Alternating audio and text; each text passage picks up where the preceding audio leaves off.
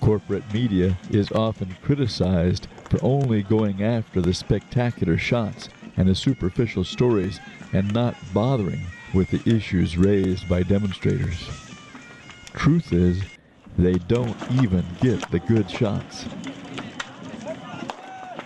Ripped up paving stones with crowbars and even their bare hands, broke them and threw the chunks at the lines of riot police.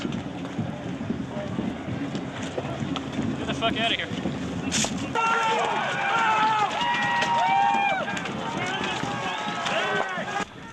For the good shots, as well as the whole truth, and the reasons behind the truth, rely on the independent media.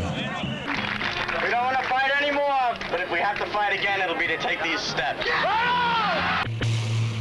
As we stand against the war, we also stand behind those who resist it. More and more U.S. service members are actively refusing to participate in the illegal, immoral invasion and occupation of Iraq. No more. We have a different path to take, and it doesn't matter what they do to us. It doesn't matter if they take away our honorable discharge, if they put us in prison. Call it peace or call it treason, call it love or call it reason, but I ain't marching anymore.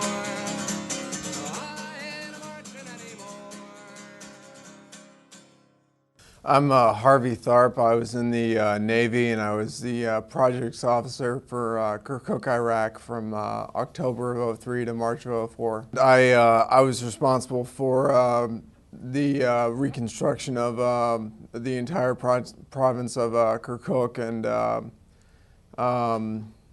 setting up the municipal contracting for all the reconstruction efforts that were going on by the coalition in the city of Kirkuk. I was an Air Force linguist, Arabic linguist before the Navy, and in the Air Force Reserves during law school.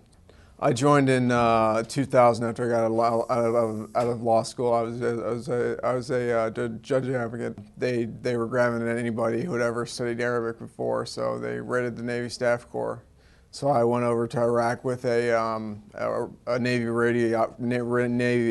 radiologist, a supply officer, a dentist, a doctor, and a base executive officer. They sent us out to 6 different provinces of Iraq, and we sort of filled in for the jobs like projects officer, political advisor, and other jobs that weren't being filled because they didn't have the plans to fill these kind of jobs, and they didn't have the resources to do them. So our jobs were supposed to be done by civilians, but from the State Department or from U.S. Agency for International Development, the professionals in project reconstruction and diplomacy and everything else. But the reason they couldn't send them was they didn't have armor-plated, bulletproof vehicles. They didn't have security teams. They didn't have secure communications or anything like that. But when we arrived, they realized we were military, so they could afford to order us to go into these really dangerous areas of Iraq and do these jobs. So when I was in Kirkuk, I was driving around with one other guy in a plain white SUV with just my pistol and no radio, and I had to buy my own body armor from bulletproofme.com for $800, and I did that for the entire 6 months. We never did have a radio, never did have body armor from the military. To someone considering joining the military now, I would say that I was in the military for a total of 12 years, and it was very good to me. But it's a totally different situation now, and it's not, going to Iraq for multiple tours and getting PTSD. I've had very mild symptoms of PTSD, and I wouldn't wish it on anyone. And having the severe kinds of PTSD that will haunt you for years and years, and having to deal with what you what you'll see and what you'll have to do if you go to Iraq is something I wouldn't wish on anyone.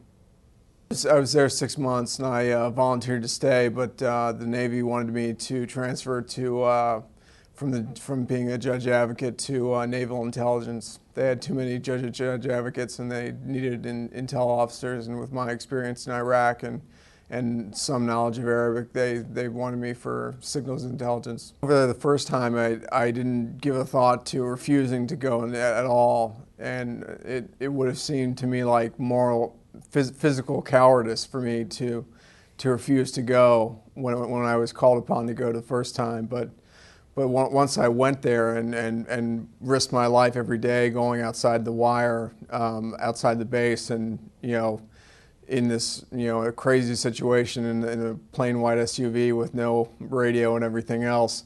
Once I had done that and proved that I had the physical courage, I didn't feel like I needed to prove anything to anyone anymore.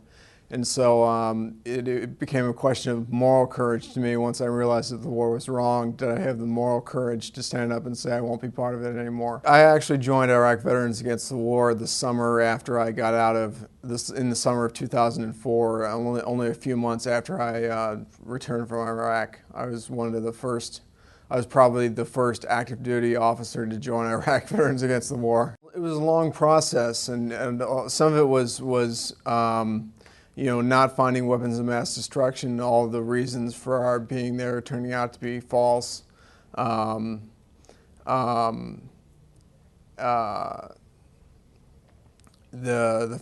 fact that our presence there didn't seem to be benefiting the Iraqi people at all. The fact that we seemed to be there for the oil and not for anything else. And so he told my commanding officer that I couldn't voluntarily participate in the war in Iraq anymore. And his response was that you're not the only one who's had doubts about the Iraq war. And you're going to have to make a decision, because as it stands right now, I'm going to order you to go into National Security Agency and do your job, and very likely deploy to Iraq and as a signals intelligence officer and be a part of the combatant mission in Iraq. And your only option is to resign your commission. Did the decent thing, gave you the option of resigning. You have a conscience and you have to follow it.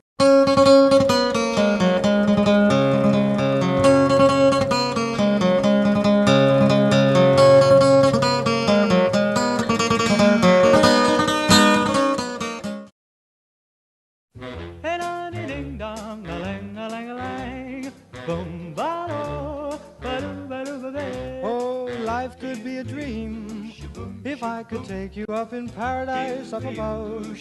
If you would tell me I'm the only one.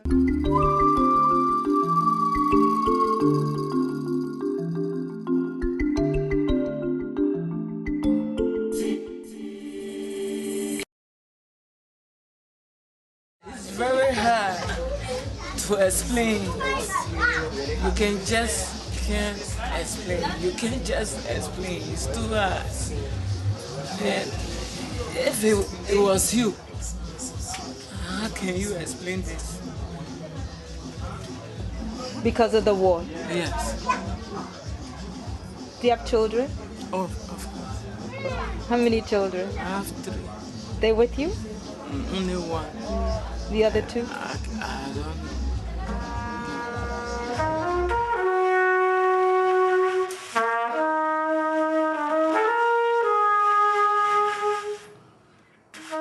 In the water, 96, April 10, my husband was killed along with my daughter, and also was raped. The other little children around, they beat us. But since we got in Ghana so hard. Look at United Nations, they can pick and choose. It doesn't mean that we are reporting them, but every one of us here are refugees. But they give some people and they leave some of us out. And we can struggle hard to get food. Sometimes when we go out for food, we get raped. And sometimes when we don't want to do it, we get killed. Or they force us to sleep with them just for a bit of food, maybe 2 or 3 cups of rice. We, the women, we suffer more than the men. The men have the privilege, we the women will never have. We lost our belonging, we lost our love, we lost our homes. Still we expect that more can one day. We're expecting more for the future. As we are sitting, we still have hope. So long there is life. So long you have life, you have hope.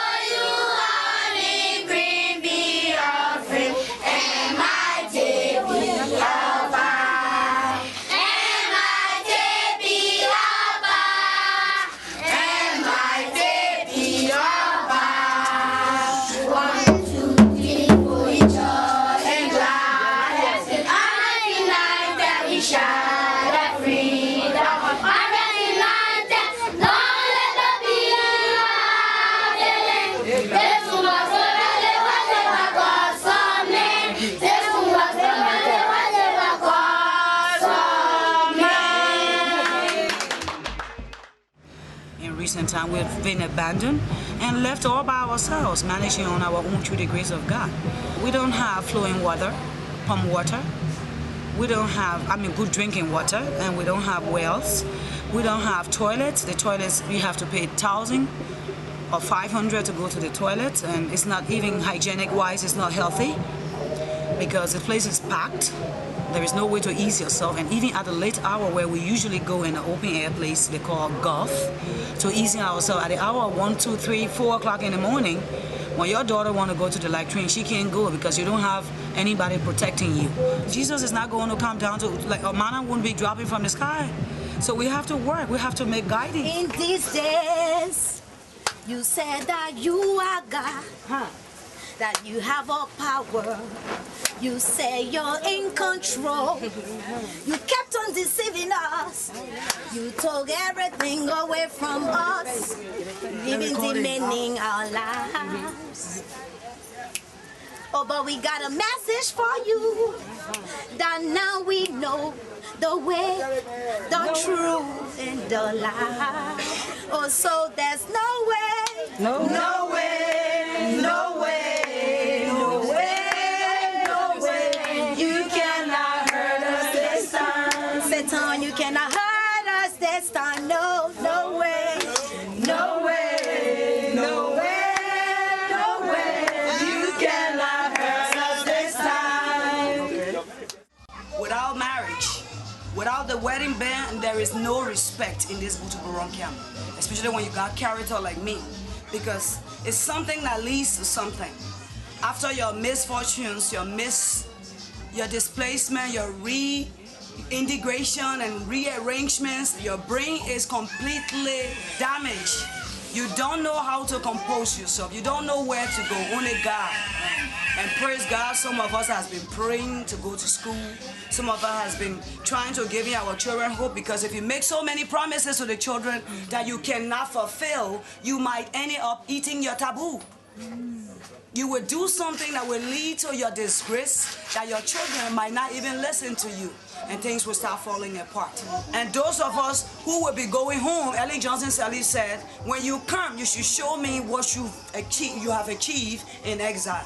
And what you're showing me today, I promise you, I swear to God, that when I get to Liberia, if God helped me to calm this patient of mine, I will do something better than this. God for me. In the Republic of Liberia, we have been trying men, everything was men, because in Africa we take our men first. Of course, yeah. We take our men first, but now these days around, we have women going to be first because we have given men so much privilege. And they never regarded us, they never respect us. They never even respect our children. And they went about doing their own things. So therefore, we as women together, coming together as one to go back to Liberia, we are going to be very drastic. We are not going to stand for any man to do anything that is not correct to complete our children's future. We will not give them chance. As far as I'm concerned, I know that the president of Liberia, Ellen Johnson Sirleaf, she's going to do her best and she's going to do something better for the future and the youth. I'm positively sure. With God on our side, we are going to make it this time around. We are going in full blast.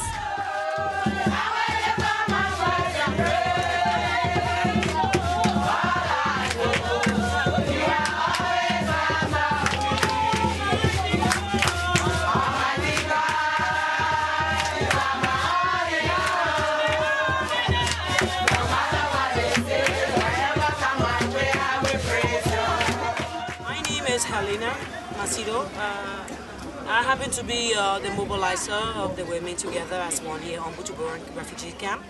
The job we do is not an easy thing, but because we do intend to fighting against poverty, that is why we decided we would do it until we get it done. As a woman thinking with kids, having kids, your family with you, and then thinking you will never live a decent life, not even a better one. But through by God's grace, I made it through the literacy classes. As he talked about how we should be able to write our stories, how we'll be able to talk about what happened for the past years in Liberia, and how we feel about it. Now I'm encouraged. Now I feel better off than before. I'm no more like how I used to be. I'm a woman now who is working on my own.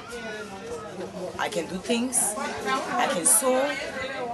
I'm a seamstress. Now I think I'm much better off now.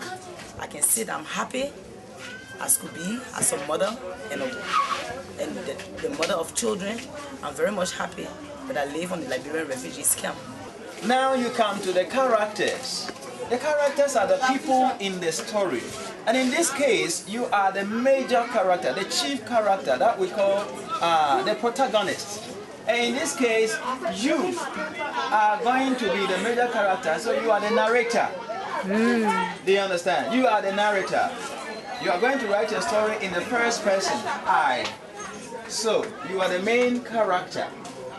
The story is going to revolve around you and some other characters in the story. Dear reader, I have forgiven Charles Taylor, rebels. I have nothing in my heart against them. Indeed, I bear no grudge somewhere in my heart. I left my country, Liberia, because of what Charles Taylor rebels did to my family and myself.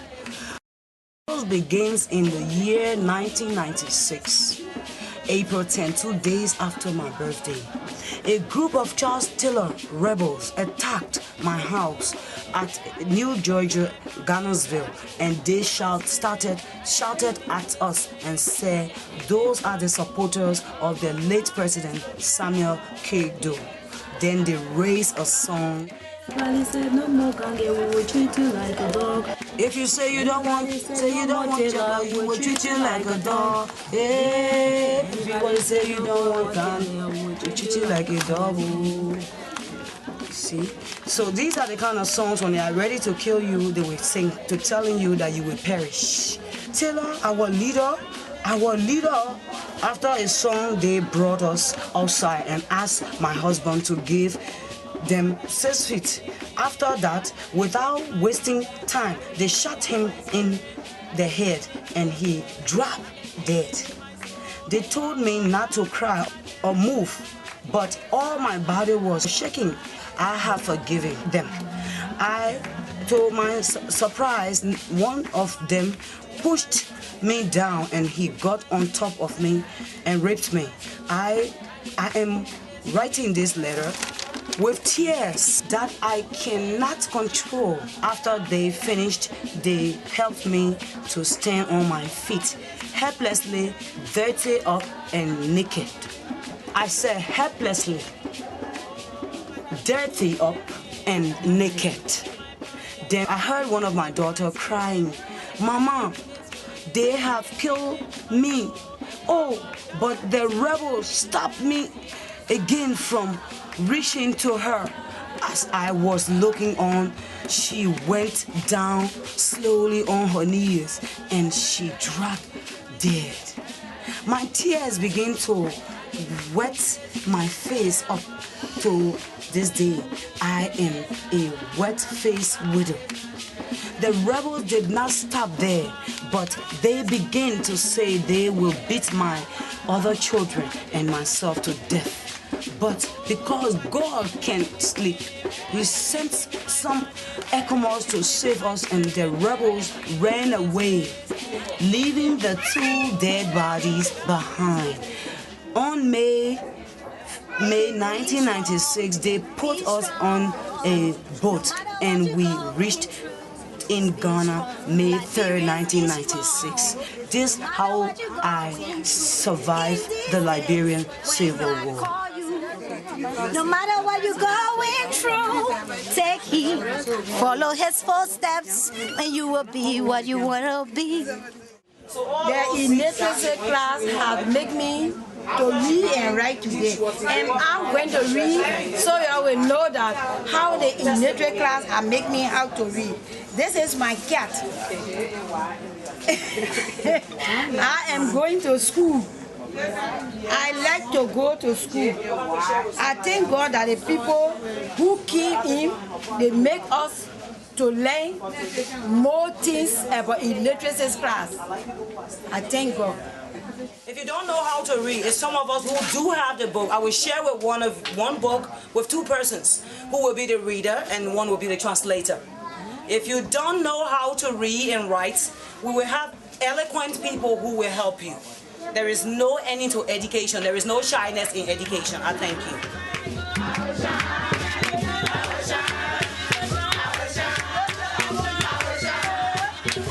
It's not what you put on your hair that's going to make it grow. It's what you put within your body, in your state of mind. Okay. If I know I'm an African, I'm supposed to have certain symbol of being an African. As Africans, we want to bring us back to our culture, to reclaim the African culture once again, and have natural hair. Yes. Thank you.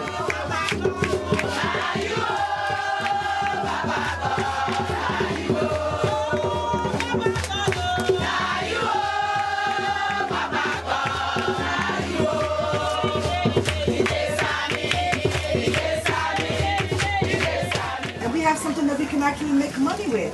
It's a trade, something that we do with our hands, right? Because nowadays in the service industry is very, very big. Because what you do is fee for service. You give somebody a service, they give you your money right away. You can do that under a tree anywhere.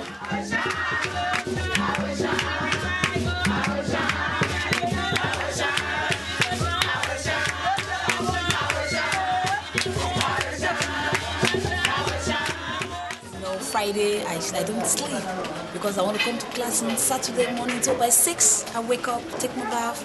Next thing, I'm on the street running to come to school because I enjoy coming to this place. I had a nice time doing my test, and I learned a lot for the test, and I'm very sure my mom will be glad when she sees my test paper because I passed. I want to be a computer technologist, so maybe starting from here, I'm sure I'm going to make my dream come true. I did excellent. This is our first time going out to the internet where the world is awaiting our arrival. And I'm going to give you your arrival name and password now.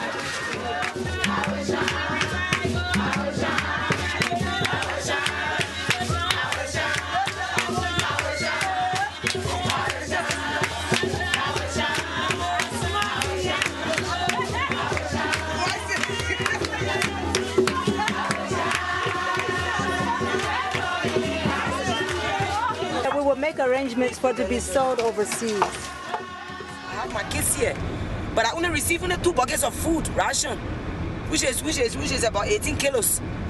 Can 18 kilos carry me for 1 month? With 4 kids, they will get sick. I have to buy medication. I have to buy food. Besides, I have to do other things. I have to pay school fees. Can you think that those 18 kilos can pay the school fees for my kids? I pay my kids school fees almost 1.2 million cedis catch. If I don't pay, my kids will not go to school. My name is Karina Angel Dian, and I've been a refugee since 2002 to 2007, and I'm 15 years old. I thank God for the Women Together as One for helping me to get back to school, and I've been able to complete a computer course at Resigned. Hi, I'm Susan Roscoe. I am a Liberian refugee. I came from Liberia in 1991. Without education, I'm nobody. And all the people here on the camp, I would like them to also come here and join this place so that they can be part of us and we can be strong because the children are the future leaders. I am very glad that I'm going to school because I know without school, when I'm not going to school, I can't make it. But now I can read and write. I can help my family to be proud of me in the future. I thank God for everybody and for my life. Thank you. I would like to say a very big thank you to all those who left their busy schedules from wheresoever they came from to come and sing the Women Together as One. We want to thank Sister Florence, who taught us the value of women and told us what our body was built for. And we also want to thank Dr. Young. She's a lady who came from far off to sing the Women Together as One, who has been sponsoring the literacy classes. Stephanie, who happens to be the first nurse who just sent us, did not forget us. Well, I thank you so much for whatsoever you are doing, whatsoever you are found, and I pray that God continue to assist you in all your endeavors. I thank you very much. Together as one.